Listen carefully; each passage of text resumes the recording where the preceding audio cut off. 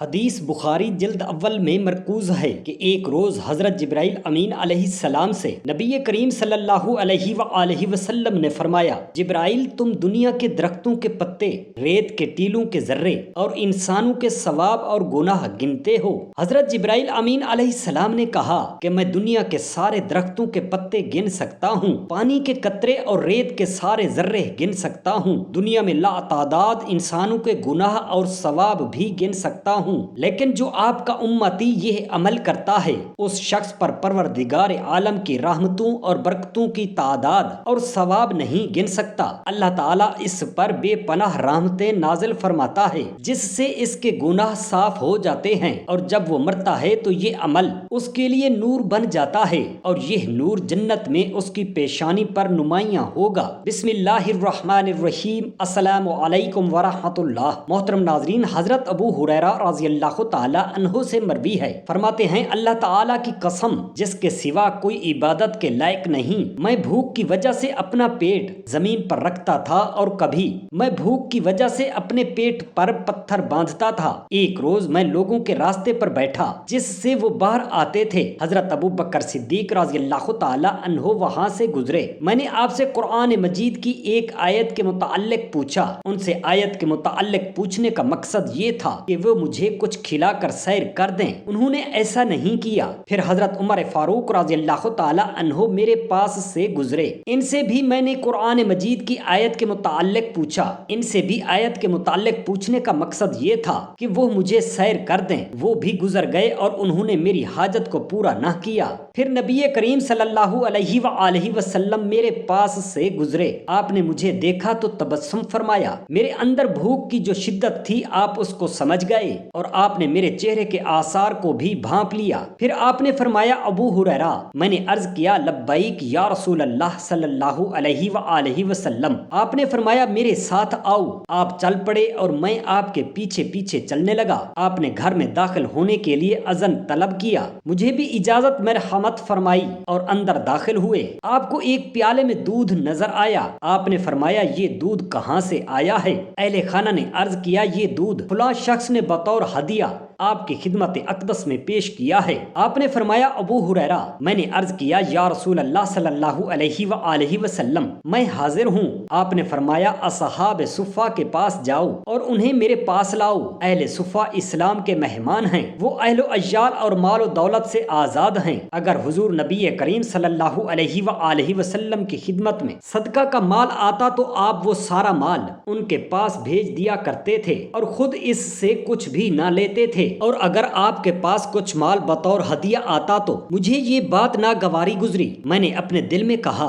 اہل صفہ اتنے سے دودھ کو کیا کریں گے، میں خود اس کا زیادہ مستحق تھا کہ یہ دودھ مجھے عطا فرمایا جاتا تاکہ میں اس کو پی کر قوت حاصل کرتا۔ آپ مجھے حکم دیں گے کہ میں اصحاب صفہ کی خدمت میں دودھ پیش کروں، اس صورت میں شاید ہی اس دودھ سے مجھے کوئی گھونٹ ملے۔ بہرحال خدا اور رسول خدا صلی اللہ علیہ وآلہ وسلم کے اس ارشاد کی تعمیل کے بغیر چارہ نہ تھا۔ میں اصحاب صفہ کے پاس گیا اور ان کو بلا لایا، وہ آئے اور حاضری کے لیے اجازت طلب کی۔ آپ نے ان کو اجازت مرحمت فرمائی، وہ کاشانہ اقدس میں اپنی اپنی جگہوں پر بیٹھ گئے۔ حضور اقدس صلی اللہ علیہ وآلہ وسلم نے فرمایا، ابو ہریرہ، میں نے عرض کیا لبیک یا رسول اللہ صلی اللہ علیہ وآلہ وسلم۔ آپ نے فرمایا دودھ کا پیالہ پکڑو اور ان اصحاب کو پیش کرو۔ میں نے پیالہ پکڑا اور اس کو ان کی خدمت میں پیش کرنے لگا۔ میں ایک شخص کو دودھ کا پیالہ دیتا، وہ دودھ پیتا تھا حتیٰ کہ سیراب ہو جاتا اور پیالہ مجھے لوٹا دیتا، پھر میں دوسرے شخص کو پیالہ دیتا، وہ دودھ پیتا تھا حتیٰ کہ سیراب ہو جاتا اور پیالہ مجھے لوٹا دیتا، حتیٰ کہ میں حضور نبی اکرم صلی اللہ علیہ وآلہ وسلم تک پہنچا جبکہ سب لوگ سیراب ہو چکے تھے۔ حضور صلی اللہ علیہ وسلم نے پیالہ پکڑا، اسے اپنے دست اقدس پر رکھا، پھر میری طرف دیکھا اور تبسم فرمایا۔ آپ نے فرمایا ابو ہریرہ، میں نے عرض کیا لبیک یا رسول اللہ صلی اللہ علیہ وآلہ وسلم۔ آپ نے فرمایا اب میں اور آپ باقی رہ گئے ہیں۔ میں نے عرض کیا یا رسول اللہ صلی اللہ علیہ وآلہ وسلم، آپ سچ فرما رہے ہیں۔ آپ نے فرمایا بیٹھو اور دودھ پیو۔ میں بیٹھا اور میں نے دودھ پیا۔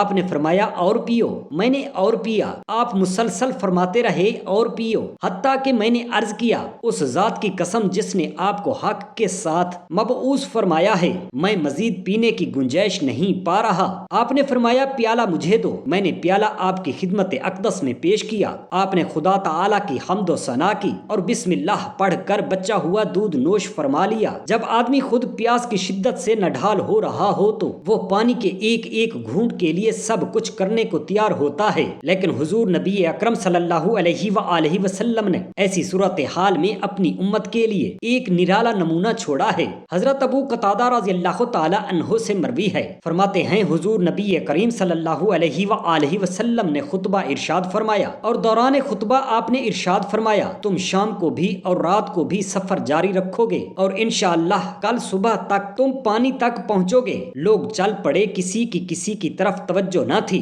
حضرت ابو قتادہ رضی اللہ تعالی عنہ فرماتے ہیں میں حضور نبی اکرم صلی اللہ علیہ وآلہ وسلم کا سفر جاری تھا کہ آدھی رات کا وقت ہو چکا تھا۔ میں حضور نبی کریم صلی اللہ علیہ وآلہ وسلم کے پہلو میں تھا۔ حضور کو اونگ آئی اور آپ اپنی سواری سے ایک طرف جھک گئے۔ میں آپ کے پاس آیا اور بغیر بیدار کیے آپ کو سہارا دیا اور آپ اپنی سواری پر سیدھے ہو گئے۔ آپ چلتے رہے حتیٰ کہ رات کا اکثر حصہ گزر گیا۔ آپ پھر اپنی سواری سے ایک طرف جھکے، میں نے آپ کو جگائے بغیر سہارا دیا اور آپ سواری پر سیدھے ہو گئے۔ آپ پھر چلنے لگے حتیٰ کہ وقت سحر اپنے آخری لمحات کو پہنچ گیا۔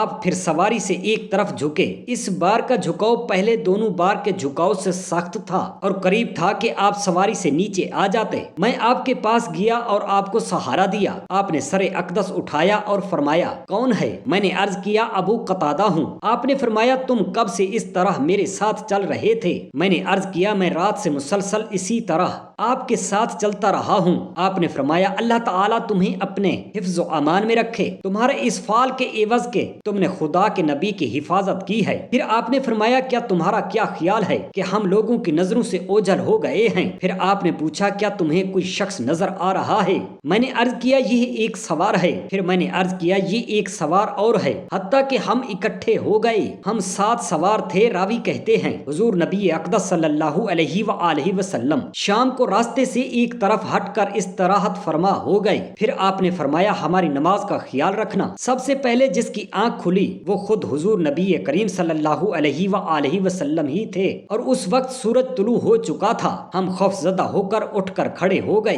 حضور اقدس صلی اللہ علیہ وآلہ وسلم نے فرمایا سوار ہو جاؤ۔ ہم سوار ہوئے اور چل پڑے حتیٰ کہ جب سورج بلند ہو گیا تو حضور اقدس صلی اللہ علیہ وآلہ وسلم سواری سے اترے۔ پھر آپ نے وضو کا برتن منگوایا۔ وہ برتن میرے پاس تھا اور اس میں تھوڑا سا پانی تھا۔ حضور نبی کریم صلی اللہ علیہ وآلہ وسلم نے اس پانی سے وضو فرمایا جو آپ کے معمول کے وضو سے کم تھا۔ اس برتن میں تھوڑا سا پانی بچ گیا۔ پھر آپ نے ابو قتادہ سے فرمایا وضو کے اس برتن کو سنبھال کر رکھنا، ان قریب اس سے ایک عجیب بات ظاہر ہوگی۔ پھر حضرت بلال رضی اللہ تعالی عنہ نے آذان پڑھی۔ پھر حضور اقدس صلی اللہ علیہ وآلہ وسلم نے 2 رکعتیں ادا کی۔ پھر آپ نے نماز فجر ادا کی اور اس طرح ادا کی جس طرح روزانہ ادا کیا کرتے تھے۔ پھر حضور نبی محترم صلی اللہ علیہ وآلہ وسلم سواری پر سوار ہوئے اور آپ کی معیت میں ہم بھی سوار ہو گئے۔ ہم ایک دوسرے سے سرگوشی کرنے لگے کہ نماز کے معاملہ میں ہم سے جو تفریط ہوئی ہے اس کا کفارہ کیا ہے؟ پھر حضور اقدس صلی اللہ علیہ وآلہ وسلم نے ارشاد فرمایا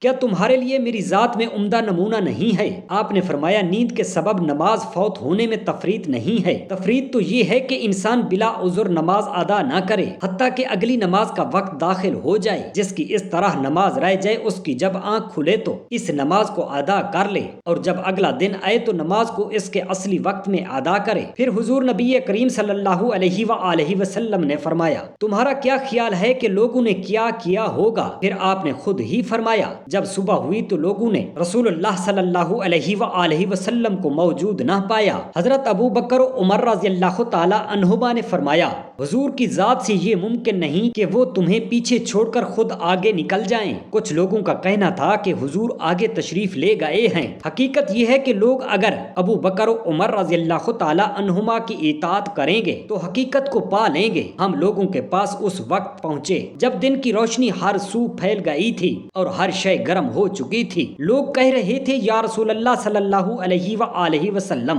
ہم پیاس کی شدت کی وجہ سے ہلاک ہو رہے رہے ہیں۔ آپ نے فرمایا تم ہلاک نہیں ہوگے۔ پھر آپ نے فرمایا ایک چھوٹا سا پیالہ لاؤ۔ پھر حضور اقدس صلی اللہ علیہ وآلہ وسلم نے وضو کا برتن منگوایا۔ حضور اس برتن سے پانی انڈیلتے رہے اور حضرت ابو قتادہ رضی اللہ تعالی عنہ لوگوں کو پانی پلاتے رہے۔ جب لوگوں نے وضو کے برتن میں پانی دیکھا تو اس پر ٹوٹ پڑے۔ حضور نبی کریم صلی اللہ علیہ وآلہ وسلم نے فرمایا حسن عمل کا مظاہرہ کرو، تم سب سیراب ہو کر پیو گے۔ لوگوں نے آپ کے ارشاد کی تعمیل کی۔ حضور پانی انڈیلتے رہے اور میں لوگوں کو پانی پلاتا رہا حتیٰ کہ حضور اقدس صلی اللہ علیہ وآلہ وسلم کے اور میرے سوا کوئی باقی نہ بچا۔ پھر حضور نبی کریم صلی اللہ علیہ وآلہ وسلم نے پانی ڈالا اور مجھے فرمایا پیو۔ میں نے عرض کیا یا رسول اللہ، ہم جب تک آپ نوش نہیں فرمائیں گے میں پانی نہیں پیوں گا۔ آپ صلی اللہ علیہ وآلہ وسلم نے فرمایا جو ساقی ہوتا ہے وہ سب سے آخر میں پیتا ہے۔ میں نے پانی پیا، پھر حضور اقدس صلی اللہ علیہ وآلہ وسلم نے پانی پیا۔ حدیث مسلم شریف میں حضرت انس رضی اللہ تعالی عنہ سے ایک طویل حدیث مروی ہے جس میں حضرت ابو طلحہ رضی اللہ تعالی عنہ کی دعوت کا ذکر ہے۔ حضور اقدس صلی اللہ علیہ وآلہ وسلم نے اس کھانے پر ہاتھ رکھا اور بسم اللہ پڑھی، پھر فرمایا 10 آدمیوں کو بلا لاؤ۔ انہیں بلایا گیا، وہ اندر داخل ہوئے۔